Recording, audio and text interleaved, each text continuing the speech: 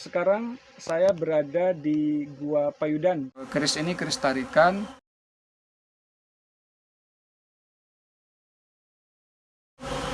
Assalamualaikum warahmatullahi wabarakatuh. Ketemu lagi dengan saya ya teman-teman, Empu Jadid. Teman dekat saya lebih suka menyebut saya dengan sebutan Empu Jadid, yaitu Empu yang baru.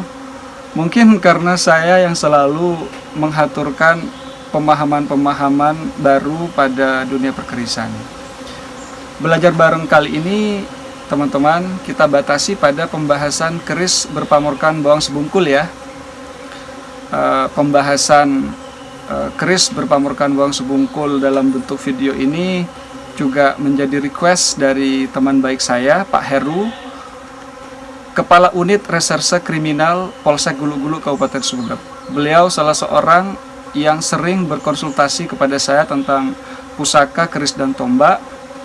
Tidak sedikit saran bermanfaat dari beliau yang saya terima, terutama berkaitan dengan keberadaan dan peranan saya selaku bakul dan penjamas keris. Oke, kita ambil ya. Keris berpamorkan bawang sebungkul. Bismillahirrahmanirrahim. Teman-teman bisa melihatnya lebih jelas ya.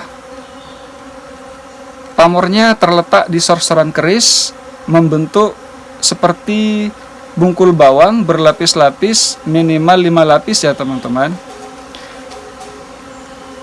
Ini keris masih kotor ya, masih karatan, belum sempat saya cuci, belum sempat saya jamas, karena saya baru mendapatkannya belum nyampe seminggu ya teman-teman. Jadi keris ini keris yang baru saya agem.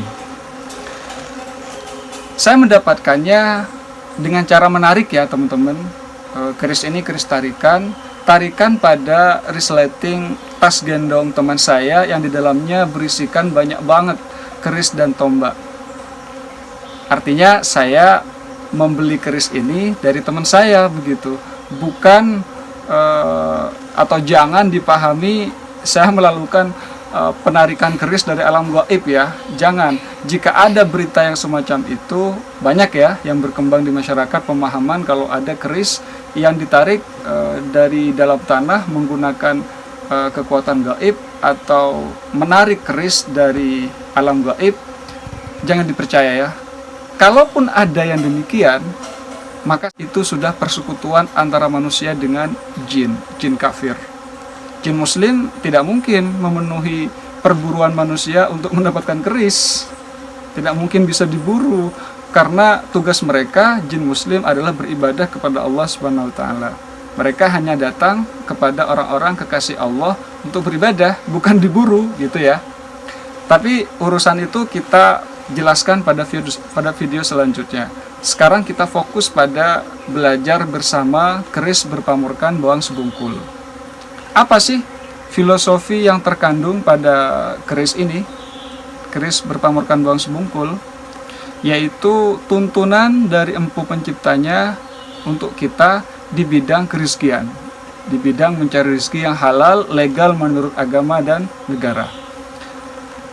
Isyarat dari tampilan pamor membentuk bungkul bawang, dari bawah satu bungkul berkembang menjadi 2 bungkul, 3 bungkul, 4 bungkul, hingga 5 bungkul dan seterusnya. Berlapis-lapis bungkulnya ya. Itu menjadi isyarat tuntunan di bidang kerezekian terspesifikasi pada pengembangan modal usaha. Jadi keris ini sangat cocok buat kita yang pengen atau sedang menjalankan kegiatan usaha ya teman-teman, bisnis. Saya yakin banyak sekali di antara kita, teman-teman pula, yang pengen menjadi pengusaha besar dan sukses seperti Pak Khairil Tanjung, Jack Ma, Bill Gates. Namun sedikit dari kita yang mampu mewujudkan cita-cita itu. Karena menjadi pengusaha yang besar dan sukses itu tidak semudah membuat video ini ya teman-teman.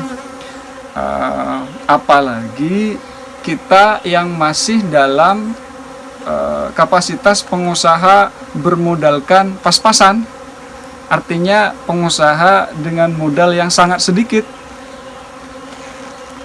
Modal yang sangat sedikit itu suatu kondisi yang membuat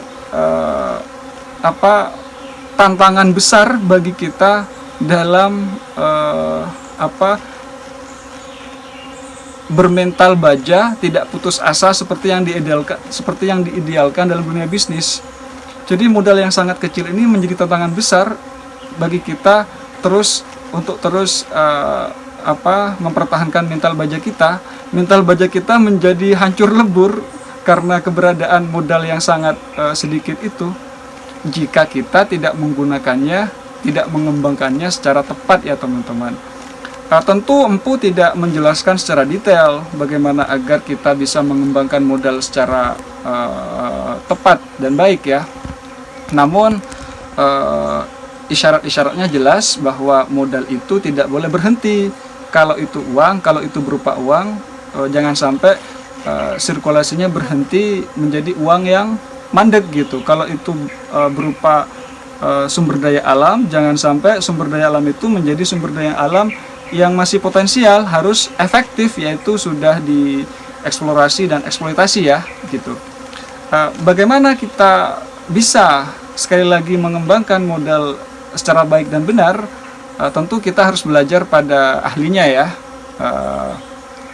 Dan semenjak saya memegang keris berpamorkan Bawang Sebungkul ini teman-teman, saya termotivasi untuk belajar bagaimana mengembangkan modal secara baik dan benar.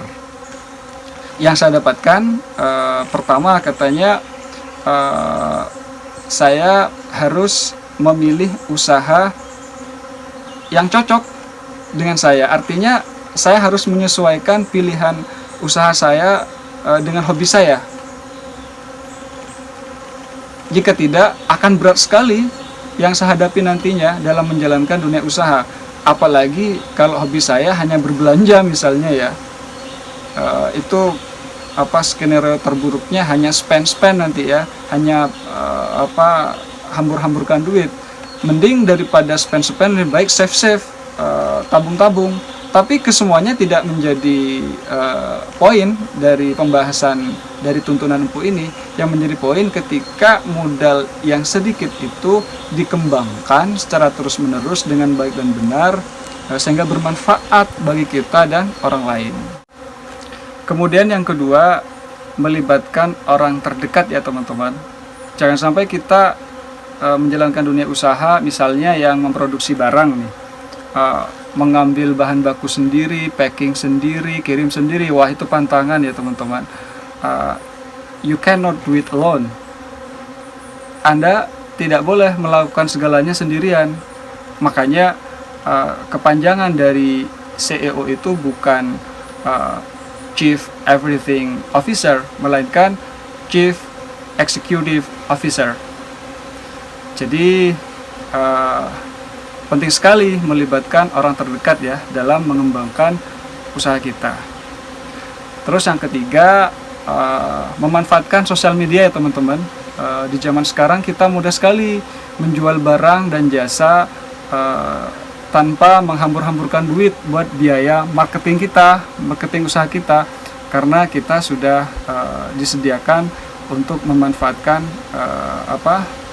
sosial media.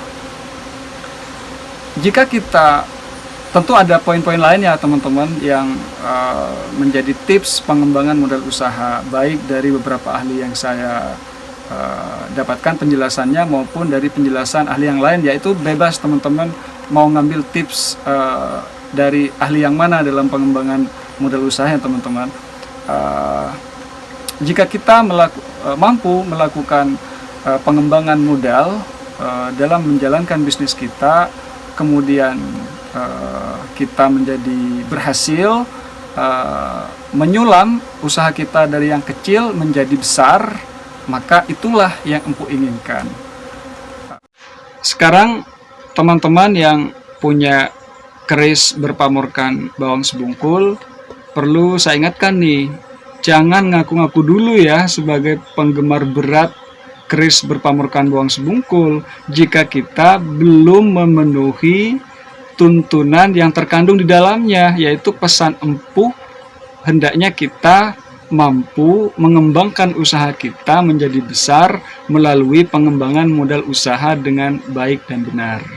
Ini dulu ya dari saya, mohon maaf jika ada kesalahan. Saran dan masukannya saya harapkan kepada teman-teman. Terima kasih. Wassalamualaikum warahmatullahi wabarakatuh.